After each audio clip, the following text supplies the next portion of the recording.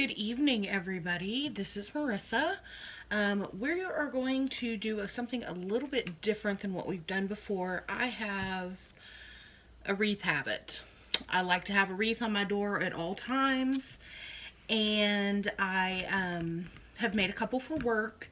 The one that I have for work currently, like our all seasons one, is looking kind of raggedy because I did it about 4 or 5 years ago. So I thought I would show you guys how I make my wreaths. For the most part, I have a couple of different ways that I do them. But for the most part, this is the way that I do the wreaths. So I thought I would just kind of walk you guys through how I do this. Now, the majority of these things come from Dollar Tree. So you can make a wreath, a really nice wreath, for about $10 if you do it the way that I'm doing it here. You're welcome to spend more if you would like to. But for me, this just works really well. So the first thing you're going to need is a wreath form. This is a 14-inch wreath form. Can't see that, sorry. 14-inch wreath form, and this is a Dollar Tree wreath form. So I'm actually going to cut the tag off. And I've done a little bit of prep work already. So our wreath form is the first thing we need, and then I always like to have something like this to go into the center of the wreath. So this is just a little mason jar. It says Hello Summer. I thought this was really cute. They have two different versions of this. They have this one, and then they have one that's like pink based, and it says something a little bit different. So I actually bought the pink one for my house. So I'm going to be making two wreaths soon. But I bought that, and that is, you can see this is a 8 by 10 mat. So you can see it is just a little bit bigger than my mat is. As far as the mat goes, this is just a cutting mat. It's Fisker's brand. It's two-sided, and I'm going to be honest, I've had this for years and years and years, and I don't remember where I got it, but it probably came from Walmart. The next thing is going to be some decorative mesh. Y'all are getting major glare, so let's see if I can do this. So it's just deco mesh or decorative mesh. You can find this all over the place. I know you can get it at all of the craft stores. Like I said, this one came from Dollar Tree, and I actually already had this from a previous project that I did. So tonight I have used dang it, I'm having a hard time talking tonight, guys. I've used 2 rolls of the blue, and then I had 1 roll of the red. And I've already cut the red apart and used some of it. So if we need to get into this other blue roll, we can do that. But if we don't, we don't have to. The next thing you're going to need is some chenille stems or some pipe cleaners. Again, these came from Dollar Tree. So, and these are ones that I already had. I think I got these at Christmas. That's why they're all metallic, if I'm remembering correctly. And what I do is I take mine and I cut it into thirds. So it's only about this big. I don't find that I need them to be like the whole, definitely don't need the whole thing. So I cut mine into thirds, and that just makes them go a little bit further. And then I went to Hobby Lobby, and I always buy my ribbon when it's on sale. I never buy ribbon at full price because it's like ridiculously expensive. And so the big thing you're going to need is you're going to make sure it's wire edged. That works the best on these kinds of wreaths. And so I use wire edge ribbon. Hope that's a little bit better on the glare. And so I got this really cute red check gingham fabric ribbon, and then I got yellow polka dot ribbon. And so this one was $7.99 regular price, so I think I got this one for $4.99. No, $3.99 on half off. So if you watch, guys, I'm sure most of you already know this, but Hobby Lobby will rotate their sales. And so about once a month, or once every 6 weeks, they'll have their ribbon on sale, and it's in the floral department.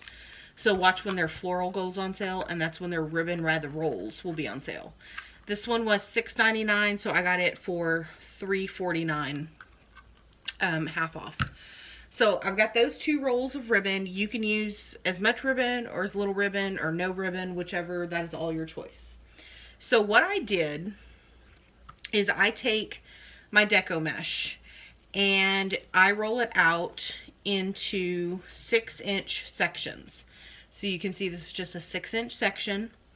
And sometimes I will use my rotary cutter. You can buy these at your craft store as well. If you don't have a rotary cutter, that's fine. You can just use a regular pair of scissors. Completely up to you. The rotary cutter does make it go a little bit faster. It's a little bit easier, but sometimes your edges, if your blade is not real sharp, your edges kind of get wonky.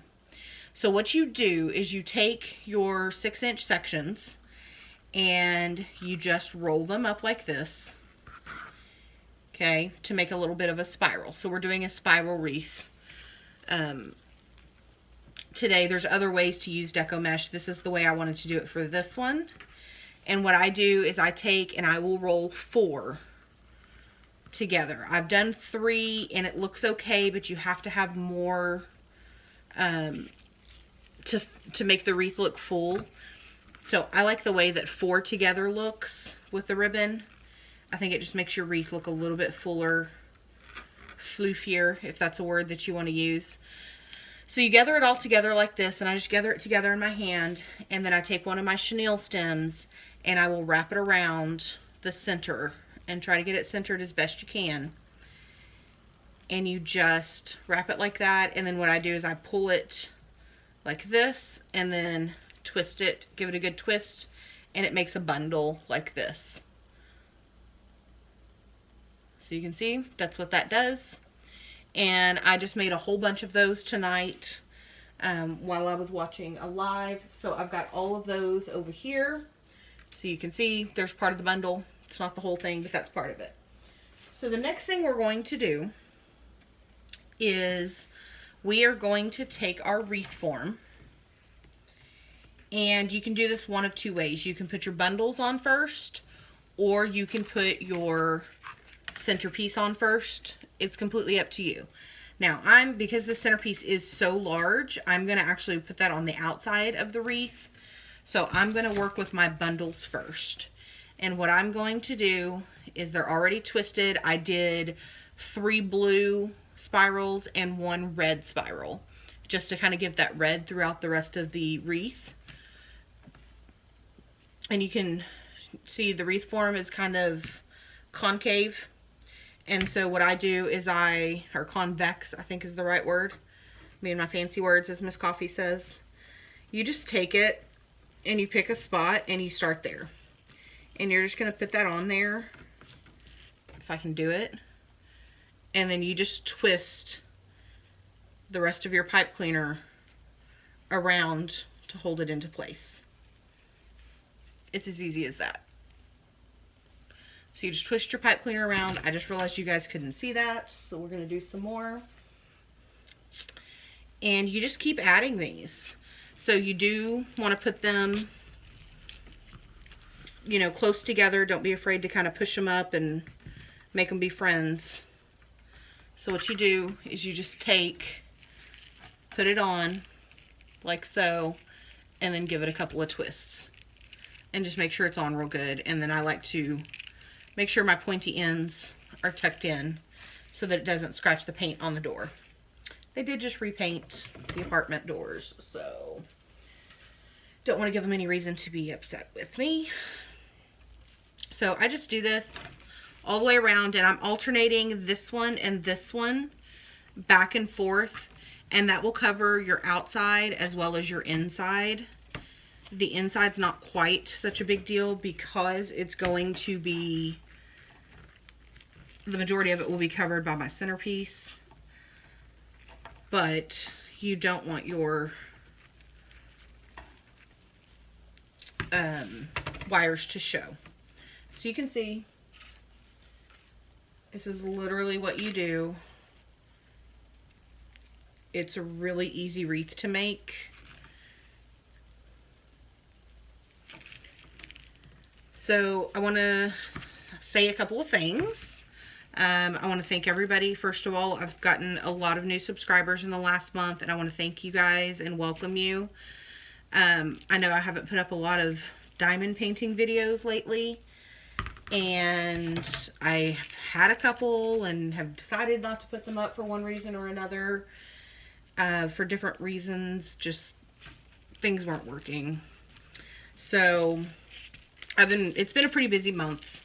Most of you know, if you've been watching, that my nephew graduated high school, so he's the youngest of those siblings. So we're very proud of him, but that is a 4-hour trip, 4.5-hour trip to my sister's house.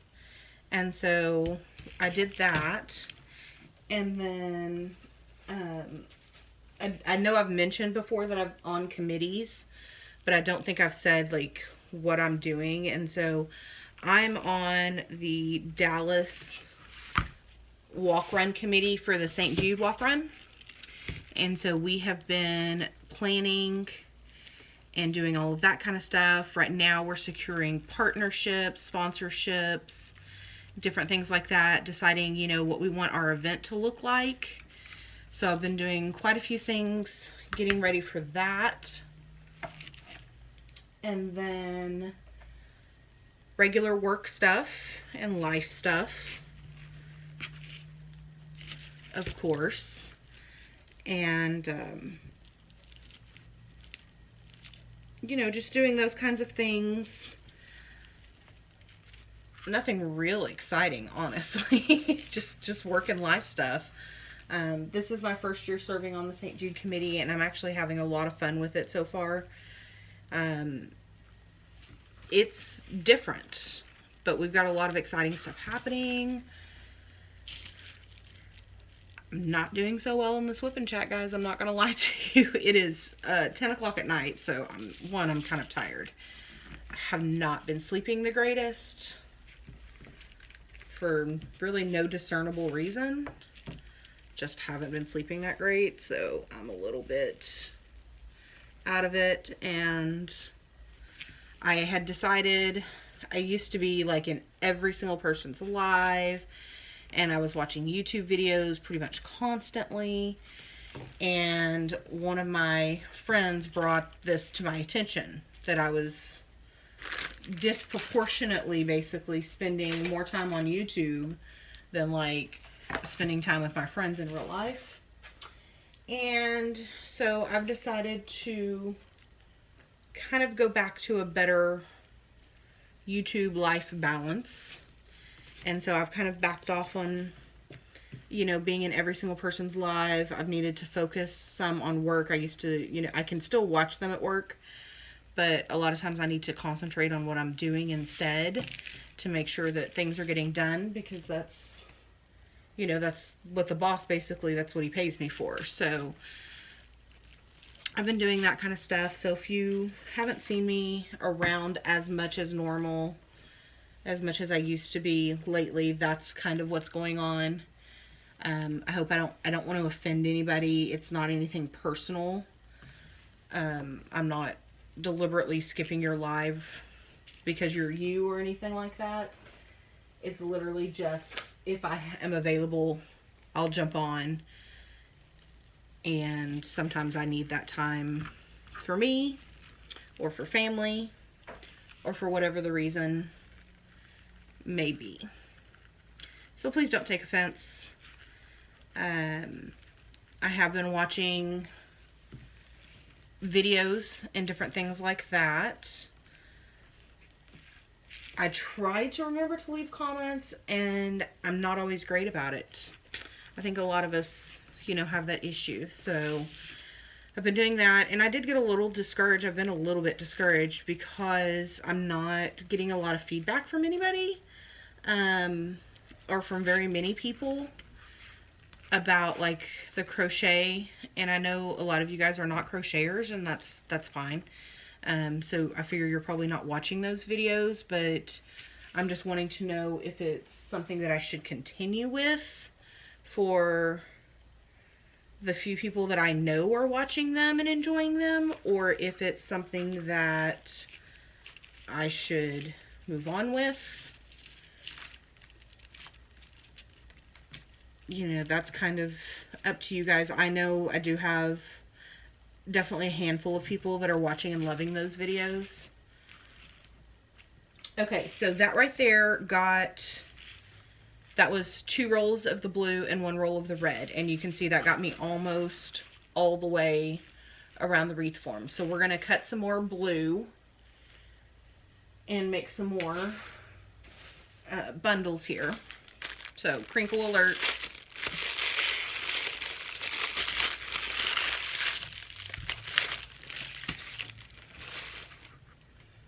You guys get to see how I do that. So what I'm going to do is I roll mine out, and I do cut my chenille stems. I didn't mention this. I cut mine with the wire cutters instead of my scissors because it does leave gouges in your scissors if you're not careful. And my blade on my rotary cutter is kind of dull. So I've been using the scissors tonight to make these. I thought it would be really cool. I was thinking about this earlier, is like if somebody would make, and they may have it and I just don't know about it, but if somebody would make something like this where you could roll out something to be cut, like a paper cutter. I think they have these in like in paper for a paper cutter, like the big butcher paper. But if you could roll your deco mesh like this and then have something that would sit down there so that you could cut it easier.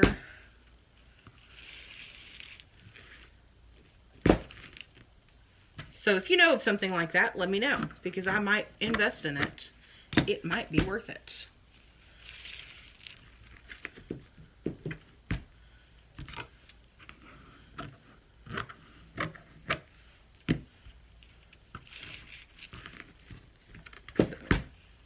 This is literally how fast it goes. These don't have to be perfect. They just have to be roughly 5-6 inches to get a good spiral out of them. This is a little bit messy, so I would not recommend doing this on, like, sitting in the floor on the carpet. If you do sit in the floor on the carpet, you might want to put down like a sheet or something, because you will get little scragglies like this, and they will be in your carpet, all over your floor, different things like that. So I used to sit in the floor and do this, but not so much anymore.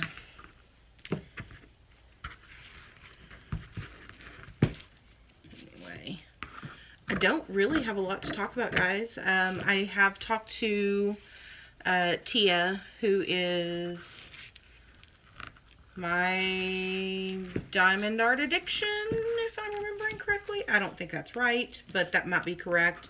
Those of you that watch know that her father has passed away about a month ago now, and I just wanted to reach out to her and let her know that I'm thinking about her and that we're missing her. And she responded back that they're doing pretty well as can be expected, and that they've started their healing process, which is good. So I'm looking forward to hopefully having them back soon, her and her son and her daughter. I believe that her mother is there with them as well. So hopefully we will get to meet Mama Addictions here soon.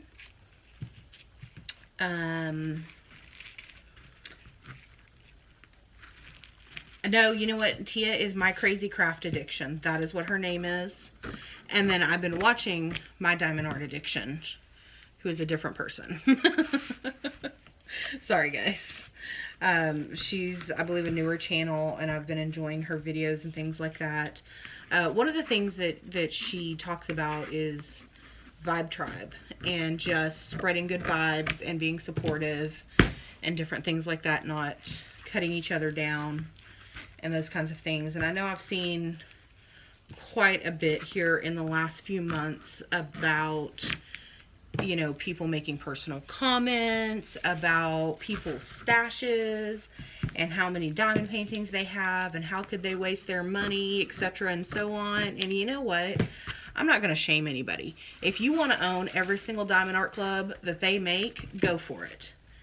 I'm not required to do that, and I won't do that. I can't do that. You know, but if you have a really large stash, don't let anybody tell you that you're not allowed to have it, because as long as you're not putting yourself in the poorhouse to have it, it is nobody's business how you spend your money but yours and your spouse's if you have one. I don't have a spouse, therefore I don't have to answer to anybody how I spend my money. And so if I want to go and I want to buy $100 worth of Diamond Art clubs or $500, if I have that money, then I'm going to do it. And I'm not going to let anybody make me feel bad about it. I think we really need to get back to more of a golden rule standard. Treat others like you want to be treated. And if you don't have anything nice to say, keep your mouth shut. Keep your hands off your keyboard. I know I've had several, I'm talking probably 5, 6, 7 YouTube creators in different places, different times, and things like that say that someone is going around telling them, you know, sending them private messages, telling them, you know, different things and all of that kind of stuff. And I'm just going to tell you right now, you come to my channel and try that and it ain't going to fly. I'll be real nice until I can't be anymore or don't want to be anymore, but I'm not a big buyer. I can't afford to be a big buyer, and that's okay. The other thing is if I could afford to do it, I would definitely do it. I love buying. I do think buying is as much fun as doing the actual diamond paintings. I love to look. I look pretty much every day. My wish list is extensive. But yeah, I mean, you know, you have no idea about my life or my situation or anything like that. Now, I will say, nobody has come to my channel or my Facebook or anything like that and said anything to me about it. But I also am one of those people, I know myself. And when I start a new craft, I tend to like want to buy everything for that new craft. And so one of the things that I did when I started crocheting, because I know myself, I'll buy all this stuff and then, you know, lose interest or find out that I don't like it as much as I thought I did, or, you know, whatever, or I stop doing it after a while and then I have all of this stuff. So like I used to scrapbook and I probably owned thousands of dollars worth of scrapbooking supplies, and most of it I gave away to my sister because I just lost, it wasn't fun anymore, you know what I mean? So I just lost the will to want to. And I told myself that when I started crocheting that I was going to not do that. I didn't want to have a huge stash of yarn that in how many ever years that I wouldn't use. So I allowed myself, I bought a small bookshelf. It's got 3 shelves on it. It's about waist high. Just a standard small bookshelf. And that is my yarn cabinet, for lack of a better word. And what I do is I have a shelf in there. 1 shelf for new yarn. 1 shelf for certain types of special yarn.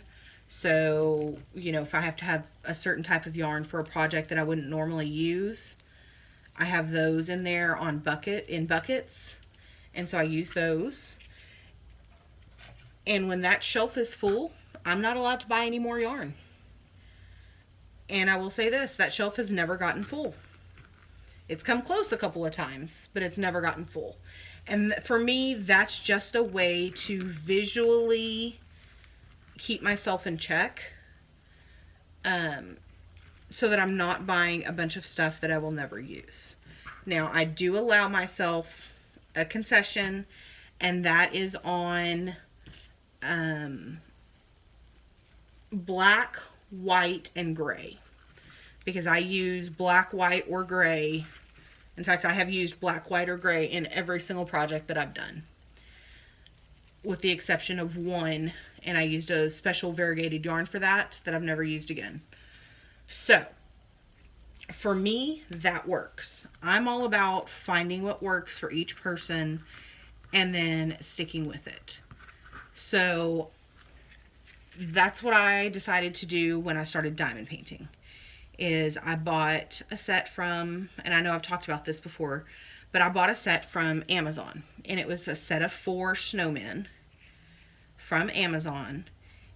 It was around, I started in October, so I'd bought the snowmen, and then I think like a week later I found the sugar skull from Diamond Dots that they had. A lot of you will know what I'm talking about. I found it was on clearance in November, and so I went ahead and bought it as well. So that was my first Diamond Dots. That was my first special drill. It had AB drills in it also. But anyway, I digress. I bought those just to see if I would like the craft. And I loved it. I thought it was fantastic. My first storage containers came from Dollar Tree because it was all I could afford at the time. And so that's what I used. And that worked for quite a long time. You know, to try it out, to see if I liked it. And then once I had decided, yes, I love this, yes, I want to do this, I watched several videos and different things like that to make sure that I wasn't going to waste my money buying things that weren't good. And I made an order on AliExpress. And the first order that I made on AliExpress was the Little Mermaid. And Rachel Ray had unboxed that one, and so I had seen hers and purchased it because she had shown it on her channel. And then I also at the same time purchased a Groot, the Groot that I finished a couple months ago, which was a Christmas present. I bought both of those for Christmas presents, and I ordered them, not thinking I'm ordering these in November, and I ordered them, I remember it was November the 15th, I ordered them, thinking they'll be here in plenty of time for Christmas. Not so much. So I got Ariel the week before Christmas, and it was a 50 by 65, if I'm remembering correctly. And I literally sat, and all I did for a week was diamond paint on that Ariel. And I finished it on Christmas Eve, the morning of Christmas Eve. I finished that picture. It was rounds, so that did help a little bit. There are a lot of things that I wish I knew now. Like multi-placers would have been great.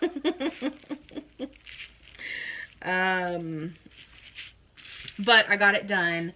The receiver of that gift absolutely loved it, and that's all that I wanted.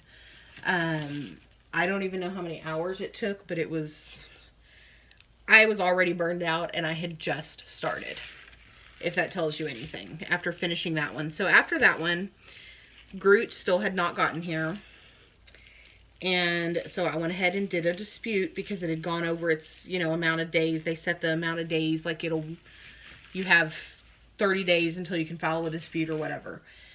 And so I hadn't gotten it on Christmas Eve, and that was the deadline. And so I went ahead and filed a dispute. They did refund my money back, which was really good. And I got it on December the 27th. So that's a store, that painting, the quality was really good.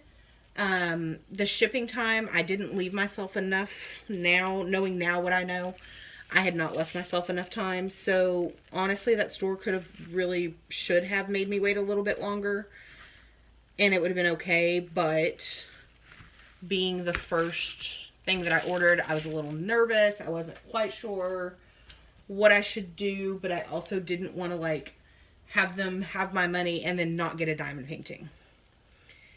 And so I will probably order from that store again in the future just to try it out during a normal time of year, when it's not a holiday, there's not a, huge sale going on or something like that. Excuse me. I'm going to move the camera just so you guys can see what I'm doing. I'm just going back in and filling in those spaces that were left earlier. This one's not twisted very well, so we're going to retwist. So yeah, so that's what happened the first time I ordered. I did, of course, get the Groot in. We've all seen it finished. And then on, I want to say it was the beginning of February, or no, the beginning of December, I ordered 2 more from AliExpress. At the time, I had learned about Diamond Art Club, but nothing really at that time jumped out at me from their website. Their pictures just weren't really my style. Like, I liked some of them, but I didn't love some of them. You know, there was not one that I just absolutely loved and had to have. Okay, guys, so this is what the wreath looks like. I don't know how many. Let's see, that's 1, 2, 3, 4, 5, 6, 7, 8, 9, 10, 11, 12, 13, 14, 15, 16, 17, 18, 19, 20. That's exactly 20 little bundles. So you can see how full that makes your wreath look. And you've got fun little spirals and things in there. Okay, so the next thing we're going to do is we're going to cut our ribbon, and then we'll add our ribbon in. Our ribbon, we're going to do pretty much the exact same way that we did the mesh itself. We're going to go in and we're going to cut these into, I'm going to try 6-inch strips and see if that works. See how long that looks. Because sometimes the ribbon needs to be a little bit longer. It just depends. So there's 10. And this is probably like the most awkward cut ever. And this is wire edged ribbon, and I'm probably putting dents in my scissors, but that's okay. So we're going to do this, and then we are going to gather it in the center just to see how it looks. I'm just going to measure to see if I need to make it longer. So yeah, I'm going to make it a little bit longer. So instead of 6 inches, I'm going to cut my ribbon into 8-inch strips.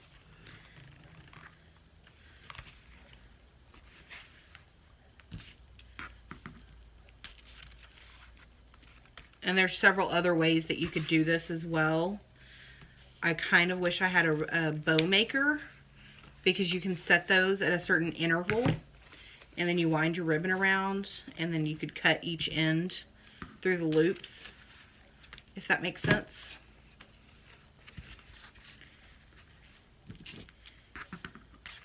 And you can see again, I'm not being super precise. This is definitely on an ish measuring scale. Anywho, so I ordered my Hogwarts crest, and I ordered a Doctor Who quote, which is, I'm a Doctor Who fan. I went back and started watching, I think I've been watching since like 2010, maybe. So I've seen all of the reboot, when they rebooted it in with the 9th Doctor and Rose Tyler as his companion. So I went back to that season. I think when I started it, David Tennant was the current Doctor. He is my favorite Doctor, still. But I think he was the current one. So I went back and watched the first couple of seasons. Absolutely fell in love with it. It's a lot of fun if you've never seen it. And you like sci-fi type fun whimsical shows. It does got some feels, because you know BBC likes to do that to people. But I really have enjoyed it. Some seasons more than others, some Doctors more than others. But again, I really do enjoy the show. Anyway, sidetrack. There's a quote, and it was said by the 11th Doctor, which was Matt Smith. You might know him from The Queen. If you don't know him from Doctor Who, he was in the Netflix series The Queen, and he played Prince Philip. So that dude is Matt Smith with the ears. And he made this quote in one of my favorite episodes too. And it says, "We're all stories in the end, just make it a good one." And so I had found that in a print, a diamond print, and absolutely loved it. I had to have it, so I ordered that one. Now it's still hanging in my closet, and I have not done it yet. Okay, guys, so what you can do, there's a couple of things you can do here. What I'm actually going to do is I'm just going to get my ribbon together, and I'm going to do about 3 at a time. And I'm just going to do my ends and just make them a little more decorative than just a straight end. And so the way I do that is I lay them right on top of each other, and then I fold them in half. And then you're going to cut in a V shape at an angle towards the corner. And that gives you your lovely V-shaped edges. And so just line them up. It doesn't have to be perfect. Some are a little bit shorter than others. That's fine. Just get them all lined up at the top. And then just give them a nice sharp cut. And then they're a little more decorative than what they were with just a straight edge. You don't have to do this step, but this is one of my favorite steps to do. I have a lot of fun with this. And I think it gives you a better finished product. A better looking finished project, I should say. Anyway, what was I talking about? I was talking about Doctor Who. So I had found that quote. Zoe, my youngest niece, that's one of the things we share is our love of Doctor Who. And so year before last for my birthday, she made me a card that had that quote on it. And, you know, that's kind of one of our shared things. And so I thought that was perfect. I had to have it. It's very similar, the colors in it and the type of picture. It's, you know, on a background of space, and the show, you know, is about a man that travels through space and time. So it's kind of got that nebula background to it with the words in white. So I'm sure that you will see that at some point. But I've got that one, and I got that one, I want to say it's a 30 by 40 maybe. It's not that big. I probably should have got it bigger, but I didn't. And if you can't tell, this is a really rambly tutorial. Hope you don't mind. I haven't done a whip and chat, so you guys probably don't mind. These are just all the random thoughts that go through my head. Anywho, so I saw that I finished watching Game of Thrones.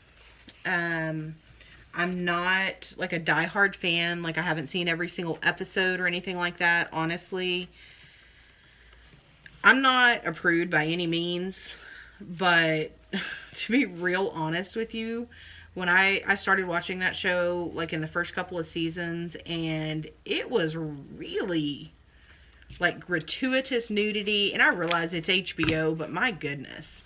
And it got real rapey there for a while, and for me, that was just not good for my mental health. I appreciated the story for what it was, but I just had to stop watching. And so what I would do is after each episode, I would get online, I'd get on YouTube, and I would watch the recaps that people do. So I knew all the important stuff that happened and when it happened. And then if there was like a certain scene, like the Red Wedding, then I would go back and watch just that scene. Or like, you know, Joffrey's wedding, different things like that. When Cersei, you know, killed all the people, those kinds of scenes like that, I would go back and watch just that. So that I was still getting the story. I still knew it was going on. I could still have a conversation about it. But, you know, didn't have to watch the things that weren't good for my mental health. Anyway, so I'm a little disappointed. I don't think it was bad. I kind of just got the, like, my thoughts on it. Sorry, guys. My thoughts on it were just kind of like, that's it. That's basically was my thought for the last season. Was just like, really? That's it? Okay. And I realized that they're setting it up for, like, the sequels or whatever that are coming out, the spin-offs, whatever you want to call them. But I didn't think, like, I don't know how to explain it. It just wasn't great for me. I expected more, if that makes sense. I was hoping for more. Okay, so I'm going to have to cut some more stems. And these I'm probably going to cut in half. There they are. Just to give my, oh, don't, I just cut myself, I think. Huh. Nope, just pinch myself. Okay, we're good. So I did actually watch the entirety of the last season. And there was a lot of WTF moments for me. So you're going to do your ribbon the same way. I put them in like this, and I'll alternate these. Sometimes I'll put the yellow on top. Sometimes I'll put the red on top. And just squeeze it in the middle. Put your pipe cleaner around it. Give it a twist. And then these are just going to go in here really randomly. And the great thing about the wire edge is you can actually completely twist this and make it more of a cross like this, and then you can kind of work with it a little more and make it into a shape that you like. So that's one of the reasons I love to use the wire edge. And then what I'm going to do is I'm just going to find the holes that were left, because I really probably could have used another roll of the red and blue mesh to make this really, really full. But I'm just going to use the ribbon to hide that. And then at the end, we'll go back and we'll floof it a little bit to make it a little more noticeable. So you see why I made the ribbon a little bit longer, just so that it comes out over the top of the mesh and that you see it really more, a lot more. See it really well, I think was what I was going for. So anyway, guys, let me know what you thought about Game of Thrones if you watch it. Let me know if you kind of thought the same thing that I did, that it was just kind of disappointing. Or if you really liked it, or what was your favorite thing. I kind of feel like I saw Bran. Oh, spoilers, by the way, if you don't want to know what happened. I mean, you're real behind, but spoilers. I kind of feel like Bran being the king was a cop-out. Because, you know, he always knew. Like, didn't really work for me. On one hand, I get it, but on the other hand, not so much. And then, like, what happened to Jon? And then Arya's just, like, suddenly, like, deuces. I'm going off to wherever. What's west of Westeros? And I'm like, you've talked about this, like, one time. Like 3 seasons ago. Really? Anyway. So, those are my thoughts on Game of Thrones. I have not seen the Avengers. I know what happens in Endgame. I've not seen Endgame yet. So, again, that was one of those that I was like, oh, wait. It's okay if I get spoilers. And then I, like, went on and watched a review, like, the weekend it came out because I couldn't wait anymore. I wanted to know what happened. So, I did that. I don't even feel ashamed about it. I'm trying to think what other shows. The Crown will have a new season. I'm interested to see if you guys watch The Crown. I love the historical stuff, even if it's, you know, drama. So I know a lot of the stuff on The Crown did actually happen. Not, of course, the way that they portray it, but a lot of these events actually occurred. And I really like it when they work that into a television show, especially about historical figures. I like when they use things that actually happened. And then you have to, because I like to go research. and find out. So there was, like, back in season 1, there was an episode about this, like, fog that, like, hovered over London for, like, a week, and it killed a bunch of people, and people with, like, breathing problems were having a lot of issues, and the hospitals were overrun, and all of this kind of stuff, and I'd never heard of this before. And so I went into research mode, and this actually happened, and it's one of the reasons, if I'm telling you this correctly, if not, you Brits correct me if I'm telling this wrong, but basically that event and the aftermath of it was one of the things that sparked, like, the Clean Air Act, I guess. I don't know if that's what it's called, but, like, the emissions and the, like, you know, the coal burning and all of that kind of stuff. I think it affected all of that kind of stuff, like what businesses were allowed to put out into the air and into the environment and different things like that. So I thought that was a really cool piece of history that I was not aware of, that I went and researched. The costumes in that show, you guys, oh, I love it. I love historical costumes, dress, mannerisms, all those different things. I find it fascinating how things change so much culturally in such a short period of time. Because, I mean, you guys, there were people, I mean, my grandma's 90. Like, you know, today's June 6th. It is the 75th anniversary of Operation Overlord, or as most of you probably know it, the D-Day landings.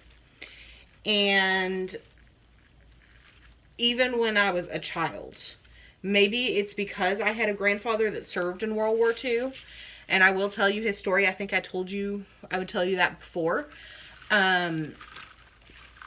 My grandpa was a Japanese prisoner of war for the majority of World War II. So he was captured on the island of Bataan, and he endured the Bataan Death March and the Hell Ships, which is what they called the ships that were taking prisoners from those islands into Japan, because they would literally just pile them in like they were piling in cargo. And so a lot of men, when they got on the ship, they would put them in so much, they would put so many people in there that you couldn't move. And there were people on top of you, and you would end up suffocating. And so, you know, if you endure that and you survived that, then you basically got to an internment camp. And it was very similar to what the Germans had. You know, it was a prisoner of war camp. You know, it wasn't like the concentration camps, but, you know, they had to work, they weren't fed, you know, all of that kind of thing that you would think of. It was as horrible as you think it would be. And he did survive the camps, obviously. And they were liberated at the end of the war, but his camp was close enough that he saw the bomb drop on Hiroshima. They could see the atom cloud afterwards. From that, they were, you know, far enough away that they weren't affected, but they could see it. And so I did not know this. He passed in 91, if I'm remembering correctly. And so I was like 4. So obviously that is not a children's story. And so I did not know this until I started working on some of the genealogy and doing, you know, getting into some of the records and things like that. And on one of my trips home last year, my grandmother sat down. She had gotten out all of his military records and different things like that so that I could get pictures of, you know, everything, so that I could post it up on our Ancestry, so that you could see, other people could see that, you know, and different things like that. They had, one of the really cool things I thought was both poignant, very sad, and also, you know, kind of like a hell yeah, was his unit that he ended up with, some of the guys that he ended up with, had taken down an American flag before they got captured on Bataan, and they hid it on their bodies. And they got that flag all the way to the internment camp. Well, the thing about it was, if you got captured with something like that, you were going to be tortured and killed. And so the guys there in that camp would pass it around to make sure no one person had it, you know, all the time. So if something happened to that person, or if they got caught with it, you know, when you have something like that, like the likelihood of you getting caught with it is higher. And so they had this flag. They kept it the whole of the war. Now, they were captured, if I'm remembering my dates correctly, Bataan happened in 42. The war did not end until 45. And so you can imagine how those long, hellish years had to have been. Okay, I'm just looking to see if I have any holes here. And I think I need one more set of ribbons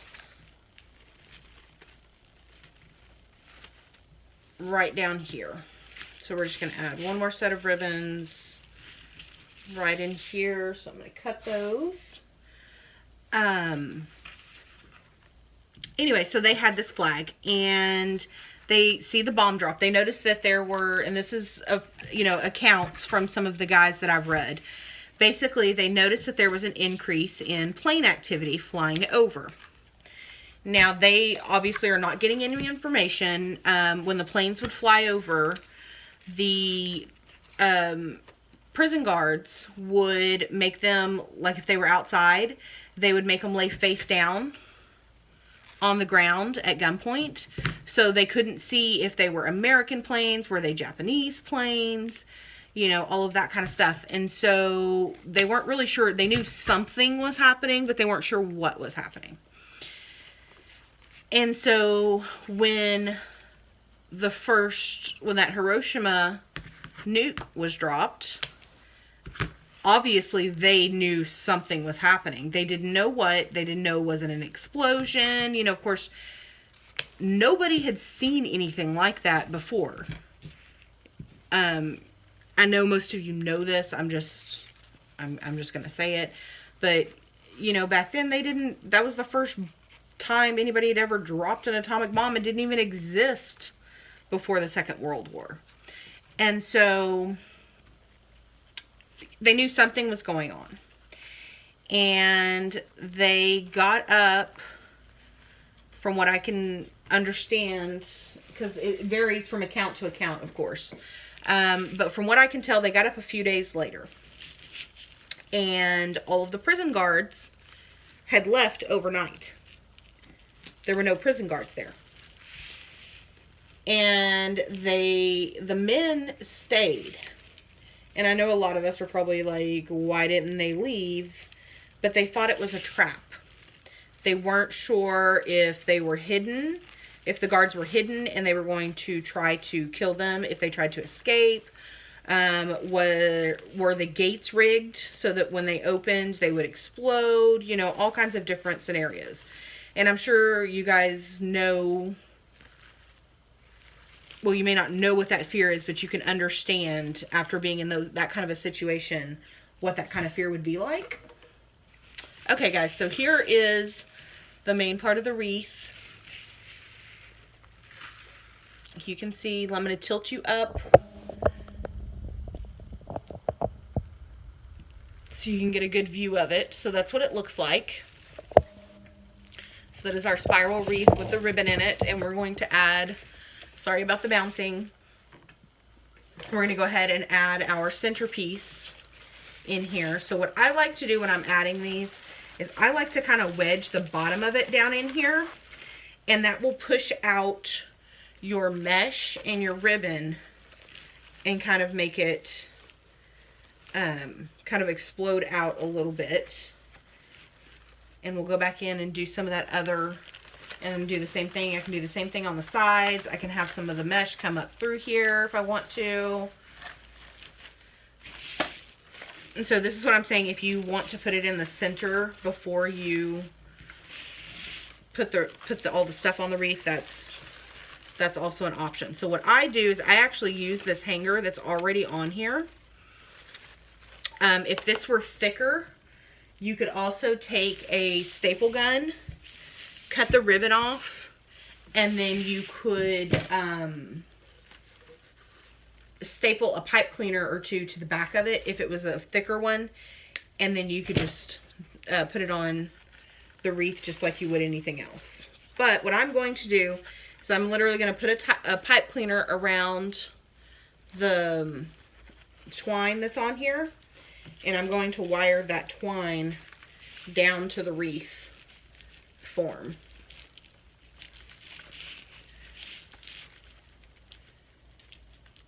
And honestly, that should be just fine. This wreath is going to be indoors, so I don't have to make it like an outdoor, you know, I don't have to make it outdoor sturdy or anything like that. So there we go. That is what our wreath looks like. Again, let me see if I can tilt you up and back a little bit. Deco mesh wreath there. I hope you guys like that kind of tutorial. There's a ton of these on there, so I wasn't too concerned about making sure that it was perfect. Either way, so I'll finish this story real quick and then I'll let you go. So they waited around for a couple of days, and there were a couple of groups of guys that, you know, decided after a few days they were going to risk it, and they ended up leaving. And a plane flew over at one point and dropped some crates, and they had, you know, food and different supplies and things like that in them. So obviously those were Allied planes. And then a day after the supplies were dropped, they had a gentleman or a soldier parachute in, and he told them that the war was over, that the Japanese had surrendered, and that they were free to leave. Gave them directions basically down to the harbor, and they had to get themselves to the harbor.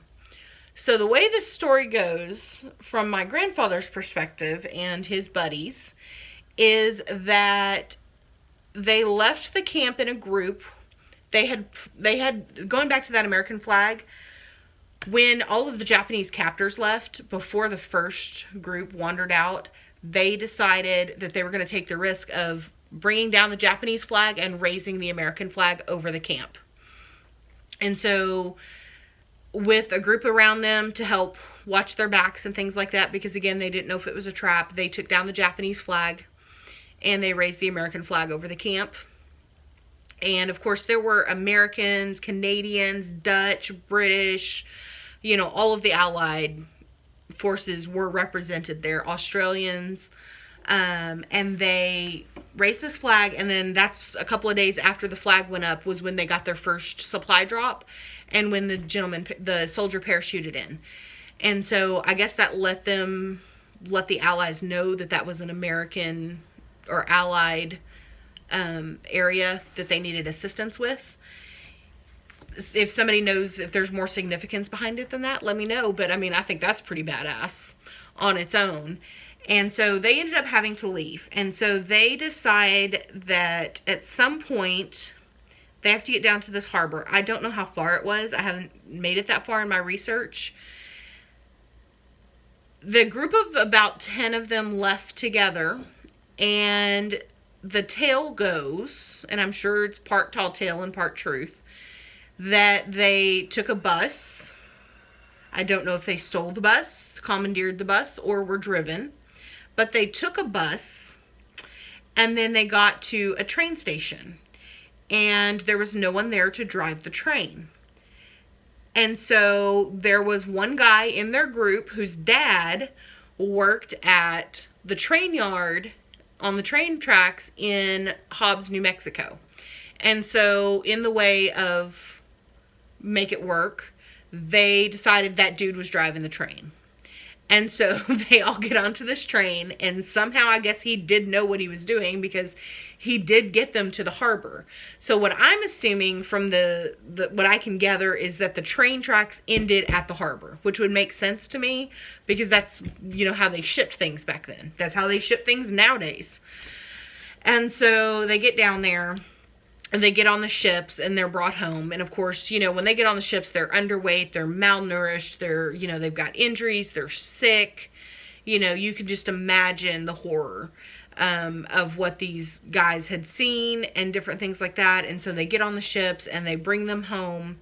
Now, my granddad was picked up in, I think some of them got off at San Diego. My granddad was picked up in, I want to say my grandma told me Washington State. So I don't know if that ship kind of went up the coast or San Francisco maybe. You know, different places like that. But either way, his dad went and picked him up and brought him home. And they rode the train the rest of the way home. But that's his story that was corroborated by some of his buddies. I found some of this in official records. Obviously, I found his name on the official rolls of the camp that he was in. And I'm not even going to attempt to say it because it is a Japanese word and I do not want to offend anybody. I don't speak any Japanese. So, I hope you guys enjoyed that story. I hope you guys enjoyed my, like, major rambling. Anywho, the whole point of that was to say that, you know, today is the 75th anniversary of D-Day. So please remember all of those men, all of those families, everything that it stood for. And, if you haven't seen some of the commemoration ceremonies, they were really, really beautiful, what they did over there. So watch those. I know that they're on YouTube because I watched them on YouTube. And, you know, see some different things like that. Other than that, I'm going to let you go. I think it's probably 11 o'clock. I've gone just a little over an hour. I hope you guys enjoyed this wreath kind of tutorial, mostly chat. If you do decide to make a wreath, I would love to see it. So please tag me if you post it anywhere on Facebook. And until I see you guys next time, remember, you don't have to be perfect. You just have to try things. Bye, guys.